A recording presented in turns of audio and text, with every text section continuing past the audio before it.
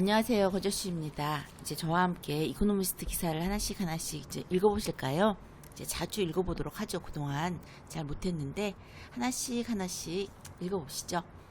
자, 일단 첫 번째로 이제 6월 10일자 기사입니다. 6월 10일자 이제 중국에 관한 기사인데요.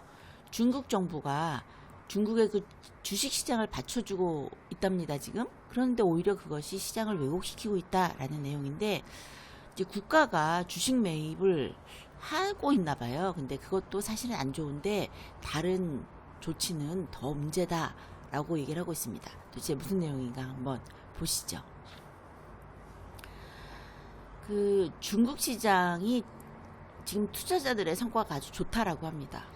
그런데 이제 개인 투자자가 80%나 되니까 시진핑은 이제 안도하는 거죠. 시진핑에게 이런 주식시장의 성과가 좋은 것이 안도감을 주고 있습니다. 자, 여기서 단어 한번 보실까요? 여기 handsomely 이렇게 나와요. 이게 상당히 아주 보기 좋다 이건 거죠. 그 다음에 rot 그러면은 뭐 괴멸 무슨 괴멸할 때 완패 괴멸할 때 이제 그런 뜻입니다. 자, 그 다음에 두 번째는 이제 이게 왜 그러면은 중국 시장이 좋은가 라고 했을 때 국가팀, 내셔널 팀이라는 국가팀이 주식을 다량으로 매수하고 있다라고 합니다. 이렇게 주식을 다량으로 매수하다 보니까 어떤 현상이 일어나냐 하면은 기업 공개, 그 IPO 그 호황이 끝난다는 거예요. 그동안 이제 중국이 IPO가 아주 좋았는데 그 호황이 끝나고 있다. 그럴 수밖에 없다. 왜냐하면은 그 개인 투자자의 그 출구 전략이 이제 줄어든다라는 거죠. 왜 그러냐면은 개인 투자자가 출구 전략을 한다라는 것은 시장 상황이 악화될 걸 예상해서 주식을 팔아서 이익을 실현하는 것이 그 투자자의 출구 전략이라고 할 수 있는데 굳이 그럴 필요가 없는 거예요. 그러다 보니까 국영 자본 지배력이 커질 수밖에 없고 또 그러다 보니까 혁신 기업 성장이 위축될 수밖에 없는 그런 상황이 벌어지는 거죠. 다음 패러그래프를 보시면은요. 그럼 중국 시장이 옛날에 10년 전은 어땠냐라고 했을 때, 그 중국의 그 시장은 그 정부 정책에 따라서 자본이 많이 움직였다고 합니다. 예를 들면 인터넷이라든지 핀테크가에서 그 정부 정책에 따라서 어디로 이동을 했냐면 칩이라든지 인공지능이라든지 첨단 제조 로 이제 방향 전환을 하게 된 거예요. 그래서 이제 국책 펀드가 그곳에 많이 투자를 한 거죠. 그러다 보니 벤처 캐피탈이나 그 사모 펀드 이런 프라이빗 이쿼티의 그 국책이 주요 세력이 되었습니다. 거기에 돈이 몰린 거죠. 그래서 한동안 IPO가 아주 번성을 했습니다. 예를 들면 2019년 같은 경우는요, 그 시진핑 주석 하에서 스타라고 불리우는 텍쉐어, 그 주식, 기술 주식을 위한 특별 시장이 설립된 정도였어요. 그래서 이 당시에는 기업 상장, 그러니까 IPO가 아주 쉬웠던 그런 시절이었습니다.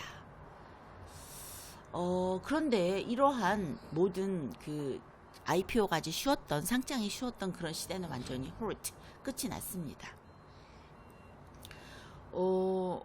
2023년에 그 세컨드 하프에서는요, 그 증시가 하락했습니다. falling 떨어졌고요.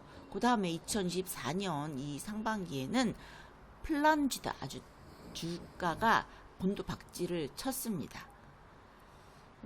그러다 보니까 이제 중국에서는 투자자 친화적인 투자를 그런 시장으로 해야 된다라는 그 인베스터 프렌들리 마켓을 아주 강조하게 된 거죠. 그런데 그 투자자 친화적인 그런 마켓이라는 것은 되게 자본 조달이 쉽기 때문에 굳이 이제 기업이 상장을 해서 IPO를 해서 자금을 조달할 필요가 없는 상황이 되는 거예요. 인베스터 프렌들리라는 건 이미 자본 조달이 쉬워요. 그러니까 굳이 상장을 해서 자본 조달할 필요가 없는 상황이 되니까 더 IPO가 적어질 수밖에 없는 거죠. 그리고 신규보다는 기존 그 주식 가격을 떠받치기 위해서 IPO가 더 적어지는 그런 상황이 벌어지는 거예요. 그리고 그 IPO 과정은 되게 스크루티니, 되게 아주 엄격합니다. 면밀한 공사가 필요합니다.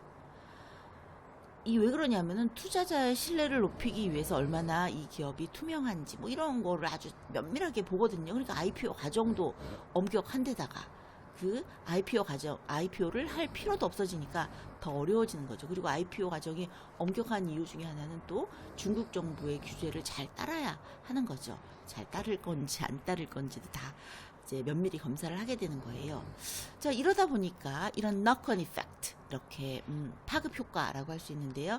이 knock-on effect로 인해서 비상장 투자자의 출구 전략이 줄어드는 겁니다.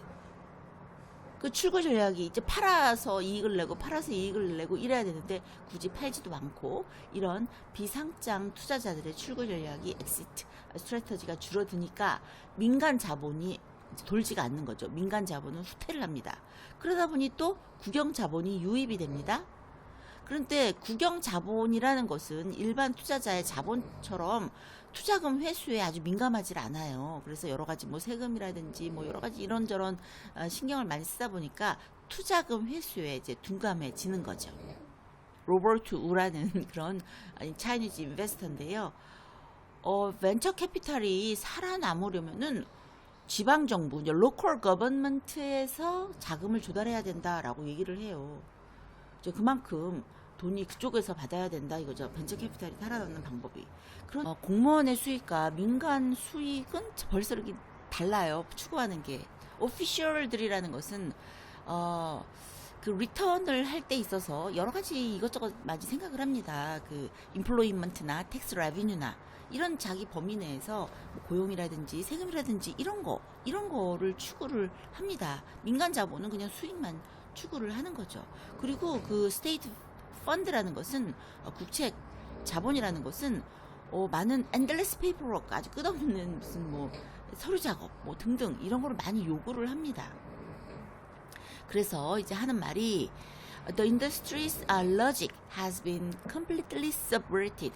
이렇게 그 산업의 논리가 완전히 전복됐어요. 완전히 뒤집었습니다. 라고 이렇게 얘기를 하고 있는 거죠. 돈이 수익을 내는 그 논리가 완전히 뒤집혔다라고 이렇게 말을 하고 있습니다. 자, 그러면서 또 다른 문제가 또 뭐냐? 라고 하는 데 있어서 또 다른 문제는 another problem은 뭐냐면은 정부 정책이 추진하는 그 기업이 상장될 것으로 사람들은 다 예상을 하는 거예요. 그러다 보니까 정부 정책이 추진하는 그런 기업에 이제 돈이 몰리는 거죠. 예를 들면 뭐 flying taxi, near space industry, 그리고 뭐 machine brain interfere, 뭐 이렇게 이런 부분, 날아가는 택시라든지 이런 부분에 이제 이런 섹터에 돈이 몰리게 되어 있습니다. 왜냐하면 이것은 미스터 시진핑이 이 인더스트리야말로 경제적인 growth를 이룰 수 있는 그런 섹터다라고 생각을 하고 있기 때문에 돈이 이런 쪽으로 몰릴 수밖에 없는 거예요. 자, 그다음에 그러다 보니까 이런 그 중국의 그 이노베이션 핫스팟, 그 중국의 혁신적인 핫스팟에 영향을 미칩니다. 예를 들면 허페이라는 곳이 있는데 이거 힌터랜드, 이게 오지, 완전히 중국의 더스티 힌터랜드, 중국의 아주 먼지 날리는 그런 오지에 있는 허페이라는 곳이 원래 그 스타트업 생태계의 중심지였습니다. 아주 fastest growing startup ecosystem이었는데 이 허페이라는 곳이 바이오테크부터 시작해서 세미컨덕터에 이르기까지 아티피셜 인텔리전스 AI에 이르기까지 이런 부분들이 완전히 스프렁업, 다른 아주 그냥 엄청나게 이렇게 스프렁업 번성했던 그런 곳인데 수익률, 인베스터들이 이렇게 매각을 했던 그들의 주식을 팔고 사고 했던 이런 그 률은 아주 하위에 이르렀다라고 합니다. 엑시트 랭킹에 아주 저 하위를 차지하는 것이 허페이만 있는 것이 아니라 거의 뭐 10개 중에 한 8개 정도가 차이니즈, 중국 그룹이라고 합니다. 그래서 이런 정책들이 중국의 경제 성장을 둔화시키고 그 혁신적인 기업들의 자금 조달 전망을 아주 취약하게 할 수 있다라고 이야기하고 있습니다. 이렇게 저와 함께 기사를 읽어보시느라고 고생하셨습니다. 다시 한번 찬찬히 읽어보시면서 이해하시면 좀 더 재밌을 것 같습니다. 예, 수고하셨습니다.